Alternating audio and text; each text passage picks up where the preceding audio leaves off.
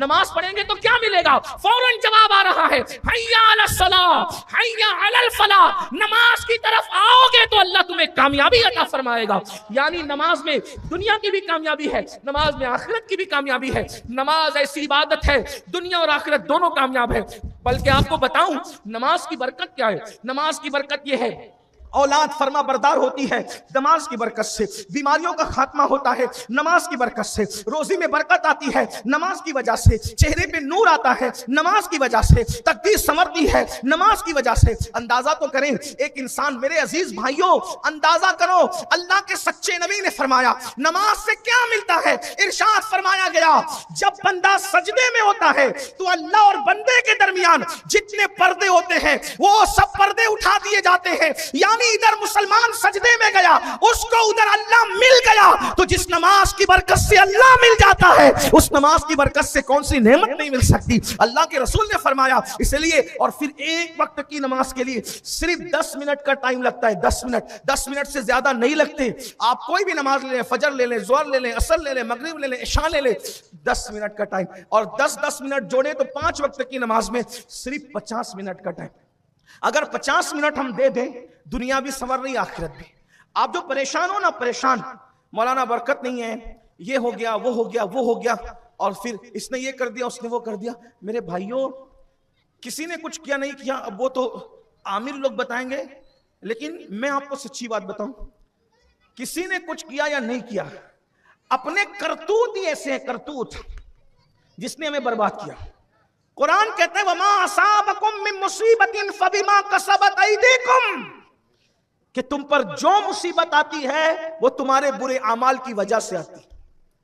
अल्लाह तक पहुंचने का जो पहला जीना है, पहली सीढ़ी है, उसको नमाज कहते हैं। जो नमाज नहीं पढ़ेगा वो कभी अल्लाह तक नहीं पहुंच सकता, वो झूठ बोलता है। जो नमाजी नहीं है वो कभी अल्लाह वाला हो ही नहीं सकता। पूरे नमाज, पूरे कुरान में अल्लाह ने, पूरे कुरान में 700 मरतबा अल्लाह ने नमाज का हुक्म दिया। इतनी कसरत से अल्लाह ने किसी इबादत का हुक्म नहीं दिया। एक पूरी किताब में अल्लाह ने, अपनी पूरी किताब में 700 मरतबा फरमाया नमाज कायम करो। नमाज के फवायद, जो नमाज पढ़ेगा सेहतमंद रहेगा, तंदुरुस्त रहेगा, तवाना रहेगा, तकदीर संवरेगी। आपकी बच्चियों को रिश्ते नहीं आते, नमाज के बाद दुआ करके देखें, अल्लाह का वादा है फैजा फरगत फंसब वइला रब्बिका फरगब। जब तुम नमाज से फारिग हो जाओ तो दुआ में मेहनत करो, क्या मिलेगा? दुआ में नमाज के बाद मेहनत करो तो क्या मिलेगा? अल्लाह ने पहले बयान फरमा दिया। अल्लाह पाक इरशाद फरमाता है इन्ना मअल उसरि युसरा, कि बेशक हर मुसीबत के बाद दोहरी आसानी पैदा करेंगे। कब पैदा करेंगे? मुसीबत के बाद राहत कब पैदा करेंगे? फैजा फरगत फंसब व इला रब्बिका फरगब। तुम नमाज के बाद जब दुआ में गिड़गिड़ाओगे, हम तुम्हारी एक मुसीबत पर तुम्हें डबल राहत अता करेंगे, एक तकलीफ पर डबल राहत अता करेंगे। आपको हैरत होगी, हम टेंशन में आते हैं तो होटलों पे आके बैठते हैं, हम टेंशन में आते हैं पार्कों में जाते हैं, हम टेंशन में आते हैं तो मोबाइल लेके बैठते हैं, टेंशन में आते हैं तो किसी से झगड़ा करते हैं, मगजमारी करते हैं। अल्लाह के रसूल अलैहिस्सलाम जब बेचैन होते थे तो क्या करते? जब हुजूर अलैहिस्सलाम पर कोई तकलीफ आती थी तो क्या करते थे? अल्लाह के रसूल जब बेचैन और बेकरार होते थे, वो नबी जो हर बेचैन दिल का चैन, हर बेकरार दिल का करार, हर बेइत्मीनान को इत्मीनान अता करने वाली जात है, जिसकी तस्की से रोते हुए हंस पड़े। जब उस रसूल को बेकरारी होती तो कहते अरहना या बिलाल, ऐ बिलाल मेरी बेकरारी को दूर कीजिए, मुझे राहत पहुंचाइए। बिलाल कहते हुजूर कैसे राहत पहुंचाओ? फरमाते अजान दो, हम नमाज पढ़ेंगे, अपने दिल को सुकून अता करेंगे। हुजूर नमाज फरमाते नमाज मेरी आंखों की ठंडक है। अब अपनी गुफ्तगू को समेटते हुए एक हदीस पढ़ता हूं, एक ही हदीस पढ़ता हूं, थोड़ी लंबी हदीस है। नमाज पढ़ने से अल्लाह मिले, नमाज पढ़ने से जन्नत मिले, नमाज पढ़ने से हर नेमत मिले। नहीं पढ़ोगे क्या होगा? मुसीबत में रहोगे, परेशान रहोगे। 95% लोग नमाज नहीं पढ़ते। देखो मैं आपको अच्छा मशवरा दे रहा हूं, आपके यहां बरकत नहीं है, मैं किसी और को नहीं कह रहा हूं, अपने आप को कह रहा हूं। आप मेरे पास आओगे और मुझसे कहोगे कि तावीज दे दो। मैं किसी को नहीं, किसी को मैं क्यों कहूं? मैं तो गुनहगार आदमी, मैं किसी पे तनकीद क्यों करूं? लेकिन अगर आप मेरे पास आओगे हजरत तावीज दो, सैयद तावीज दो, अब आपसे मैं पूछता हूं कि जिसके घर से बरकत अल्लाह उठा ले, थोड़ा अकल से काम लो, अकल से, जिसके घर से बरकत अल्लाह उठा ले, तो है किसी की तावीज में इतनी ताकत कि अल्लाह की उठाई हुई बरकत का मुकाबला कर सके? भाई कोई भी हो, ये तो बहुत हकीर आदमी है जो आपके सामने बैठा है। कोई वली हो, कुतुब हो, अब्दाल हो, सब अल्लाह के बंदे हैं और अल्लाह रब्बुल इज्जत की मर्जी पर सब राजी हैं। वली को मानने का ये मतलब नहीं कि हम अहले सुन्नत ये कहते हैं कि अल्लाह जो नहीं चाहता वली चाहता है। अस्तगफिरुल्लाह, ऐसा कभी नहीं हो सकता। वली अल्लाह की मर्जी के खिलाफ कभी नहीं जाता। तो जब अल्लाह बरकत उठा ले, अल्लाह उठा ले, है किसी में ताकत बरकत लाने की? पागल हुए हो? नमाज नहीं पढ़ रहे हो, अल्लाह ने बरकत उठाई, अब तावीज वालों के पीछे फिरते हो, तावीज दो, बंदिश करो, ये करो, वो करो। मेरे भाई, नमाजी आदमी भी तुम्हारे घर में बरकत नहीं ला सकता, नमाजी आदमी का तावीज भी बरकत नहीं ला सकता, क्योंकि आपने नमाज छोड़ी और अल्लाह ने कहा कि बेनमाजी के घर से मैं बरकत उठा लूंगा। उठा लूंगा तो उठा लूंगा, वो अल्लाह है, वो मालिक है, मुख्तार है, वो उठा लिया उसने। अब कौन बरकत ला सकेगा? कोई नहीं ला सके। मशहूर बात है, सच्ची बात, सच बात बुरी लगे तो आपको बुरी लगती रहे और बुरी लगे तो माफ करें, नहीं माफ कर सकते तो बुरी लगती रहे। मेरे भाई, गौस पाक भी गौसे आजम, जिनको हम गौसे आजम मानते हैं, सुन्नी लोग, अहले सुन्नत, अहले इस्लाम, आशिकान रसूल, गौसे आजम, उनके पास एक आदमी आया, कहा हजरत मेरे घर में बरकत नहीं, कोई तावीज दो। गौस पाक ने उसको तावीज नहीं दिया। गौस पाक ने फरमाया, बेटा अपने घर के दरवाजे पे पर्दा लटका दो। तावीज नहीं दिया, क्योंकि गौस पाक जानते हैं अल्लाह उठा ले तो कोई नहीं ला सकता। और गौस पाक से बड़ा उनके दौर में तौहीद का ऐलान करने वाला कौन था? ये हम लोगों पे इल्जाम है कि हम अल्लाह के मुकाबले में वलियों को खड़ा करते। कैसे खड़ा करेंगे भाइयों? बादशाह के मुकाबले में रियाया कैसे खड़ी हो सकती है? अल्लाह बादशाहों का बादशाह है। जो हम लोगों के बारे में कहते हैं कि हम वलियों को अल्लाह के मुकाबले में, अल्लाह के मुकाबले में जो किसी को भी खड़ा करे वो काफिर है। अल्लाह से मुकाबला हो ही नहीं सकता।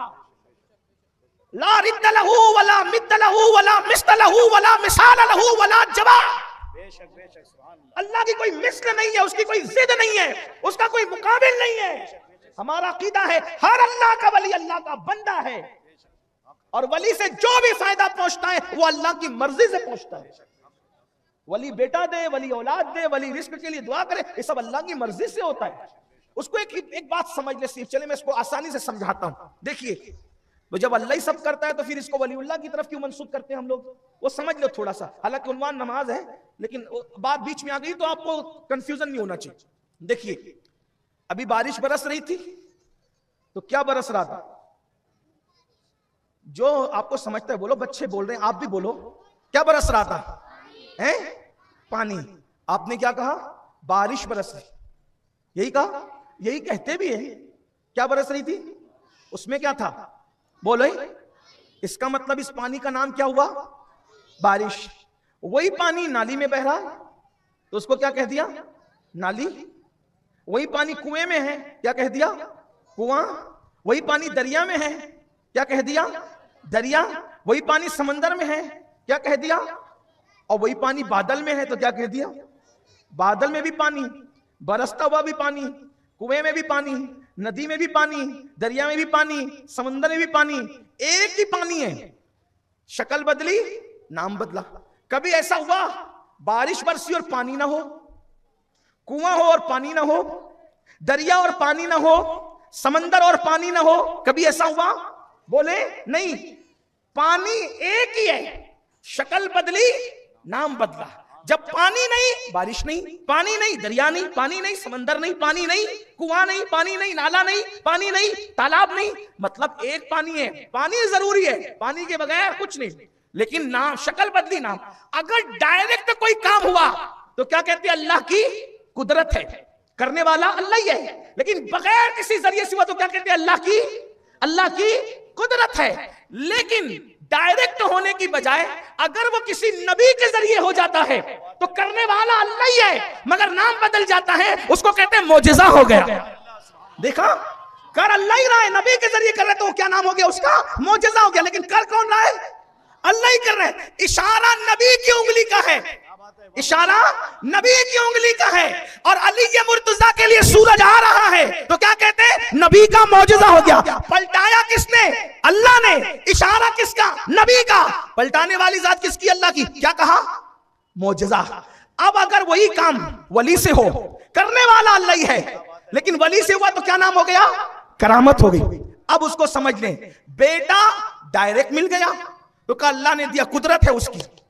नबी की दुआ से मिला तो कहा नबी का मौजज़ा। वली की दुआ से मिला तो वली की करामत। बात समझे? दिया किसने? अल्लाह ही ने। शक्ल बदली, नाम बदला। अब बात समझ में आई?